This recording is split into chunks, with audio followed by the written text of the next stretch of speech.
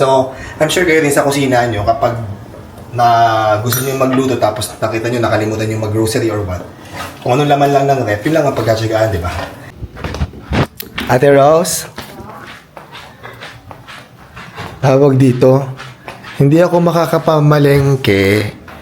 Ang tawag dito. Pero mamaya kasi pupunta kami ni Happy David sa birthday yan. So wala kayong ulam dito. Paglutuan ko na lang kayo. May nakita ko dito sa freezer na giniling na baboy. Diba yun? Ilabas mo. Lulutuin ko para bago ako umalis, lutuan ko kayo ng ulam. Yan, oo. Para may ulam kayo. Kasi wala kami mamayang, alis kami mayang hapon, tapos atin kami birthday party. Pag ako umalis, lutuan ko muna kayo ng giniling. Tsaka yung patatas, Ate Rose, ilabas na. Opo, sir. Ha? Ibabad ko po, sir. Babad mo na ako sa tubig para at least mabilis na mamaya. Tapos yung mga patatas, Ate Rose, yung square na maliit, gagawa ko ng parang picadillo kineme. Okay? May ba tayong pasas? May pasas ba tayo? Ay, may pasas. Ayan, no? May ba kayo sa pasas? Hindi. Opo. Ayan, lagyan natin ng pasas. Kaya lang isa lang po yung... Okay lang yan, tama na yan. Actually, isa. Dapat nga may carrots, pero wala tayong carrots. Okay na yan. Okay po. Yan, babad mo na. Ang hiwa po nito, pang giniling ba? Pang giniling, yes. Yun, magluluto akong giniling na may tomato sauce. May tomato sauce tayo, di ba? Meron po. Yes, may nakita akong tomato sauce dito sa pantry. Okay? Yes, sir. Thank Sige. you po. So, mag-start tayo magluto. Sabi ni Ate Rose, wala na daw kami ditong karne, pero may nakita akong giniling nasa freezer namin. At dahil aalis kami ngayon ni Happy David, punta kami ng birthday sa Rubong. Wala nang ulam dito sa amin, so lutuan ko si Ate Rose ng itong giniling lulutuin natin. At again, as usual, kung anong meron lang sangkap, yun ang gagamitin natin. Magluluto ako ng parang pork giniling, yung mayroong tomato sauce. Para lang meron silang ulam mamaya. Pwede nyo itong baunin ni Lindy. Gigisa na ako ng bawang. Nagisa ko na ang bawang at sibuyas. Lahat ko na itong giniling na to kasi medyo matagal na yan sa freezer para maluto na natin lahat. Isasangkutsa lang natin itong mga pork. Itong pork na to. Galing pang freezer, medyo matigas to. May mga yelo-yelo pa. Pero ubusin na natin. At may mga naligaw na carrots. Siguro nung binili natin to sa gilingan. No, Ate Rose? Opo, sir. Ayan, pag nasangkutsa na natin yung pork giniling, nasangkutsa ko na siya sa bawang at sibuyas. Lagyan ko naman ng konting select soy sauce, ang paborito ko. Toyo. Lagyan ko na ng very, very light. Para lang... Tapos sasangkutsain ko yan dyan. Yan. Sasangkutsain pa natin ng very light yan. Tapos, lalagyan ko na rin pala siya ng paminta. Pamintang durog. Yan. Tansya-tansya lang. This one.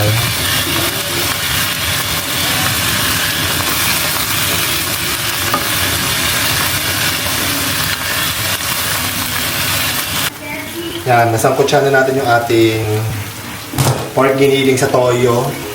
Ang next naman natin, saka nilagyan ko na rin ng paminta. Lalagyan ko naman ng tomato sauce.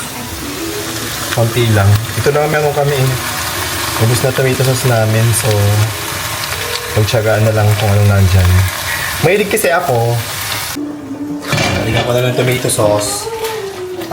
Hindi kompleto yung regado ko kasi dito sa amin, kapag magluluto ako, halimbawa hindi ako nakapamalengke, ginagawa ko na ng paraan kung ano yung laman ng ref namin, tsaka kung anong available na mga ingredients, yun lang ang ginagamit ko. Kagaya ngayon, wala kaming carrots, wala kaming, ano pang wala natin atos dito? Wala kaming green peas, yan. So, pagkatsagaan ko lang kung anong meron. Tsaka yung sili na pula. Ay, yung ano, sir? Ay, hindi naman ako lalagyan ng sili dito. Sa Yung bell pepper po. Oo, tama. Hindi, tama ka. Yung Lara. Ang tawag namin Lara sa Quezon. Hindi ko alam sa iba. Ang tawag dun is, bell pepper. Yan, tama sa ito. Sili pala tawag sa inyo yun. Ang tawag sa inyo yung sili. Sa amin kasi Lara or bell pepper. English bell pepper. Yan, lagyan natin ngayon ng konting brown sugar. So, I'm sure kayo din sa kusina nyo kapag na gusto nyo magluto tapos nakita nyo nakalimutan nyo mag-grocery or what. Kung anong laman lang ng ref, yun lang ang pagkatsagaan, di ba?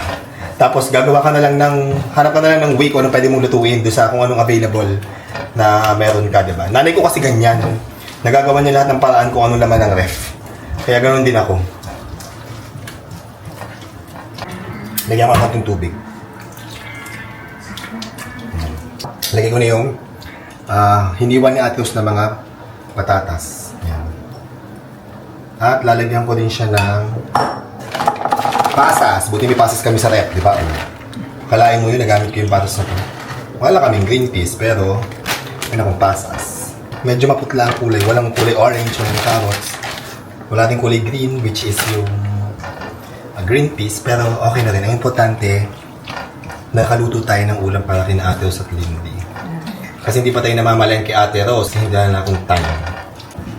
Yan. Tignan ko muna kung okay na yung lasa nito. Baka may kulang.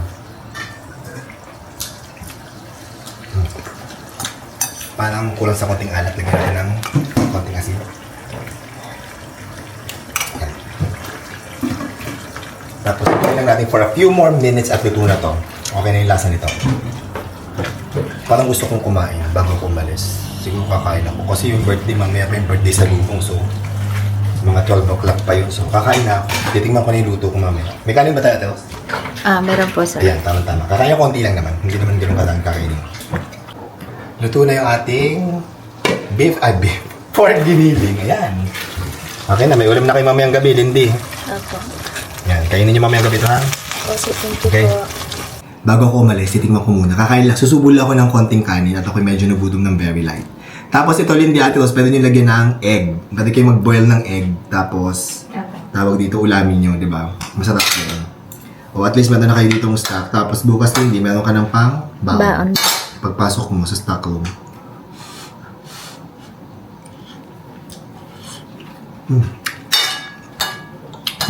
O, di ba? Kaya di kompleto sa ingredients, tawid natin ang ulam for today's video.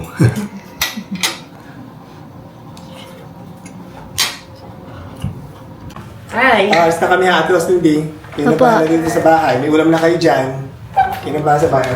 Ingat po kayo, sir. Kasi punta kami birthday. Bye-bye. Ingat po. Ito.